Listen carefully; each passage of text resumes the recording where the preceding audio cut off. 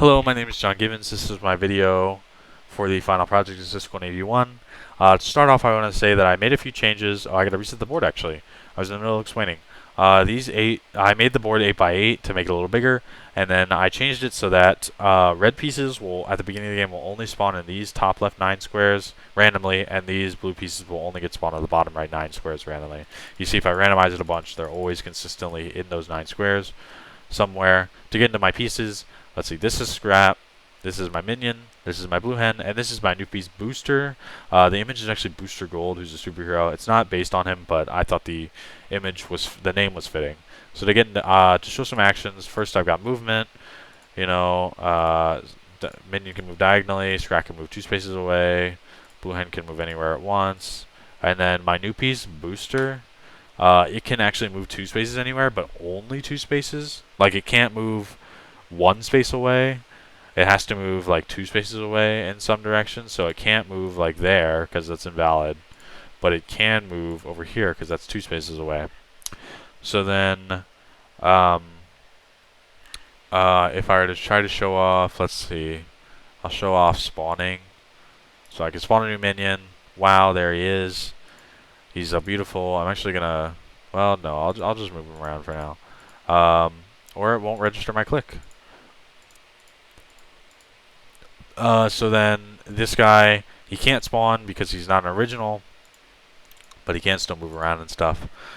So then the crack action, we'll see if I make a new crack here. Look, there's a crack here. If I move into it, then oh no, the piece is gone. It fell into the crack. Bye bye. So then my new action is Boost, which actually there's nobody who's valid to do that yet, or who's in range, I mean. So then my new action is Boost, which it didn't look like it did anything there, but if I bring it back to blue team's turn, now this minion can actually move twice. So if I move someone else, they would only go once, but this minion is boosted for the next, I think, 3 times it goes. So I see if I move, it didn't change turns. It's still Team Blue's turn. If I try to move like minion here, I mean Scrat here, it doesn't do anything, and only the boosted piece can go. So if I try to move the Scrat on blue team here, it says you must use the boosted piece. So then I can go again with the minion, and then now it goes back to team's red turn. You can take 2 turns per turn while you're boosted, but only with the piece that is boosted. So then my new rule, actually, is, let's see, if I capture this boosted guy, you see he becomes all dark. Instead of going away, he becomes all dark, because basically my rule is that when a piece would get killed and go away by like attacking or cracking, it instead becomes captured, so that now you can see its dark color. It can't take any actions any longer. Normally it'd be able to take an action there because it is blue team's turn. That's a valid move, but because it's captured, it can't take any actions. So then the only way to free it, actually before I do that, I actually split up the board. It's not in game, but I split up the board.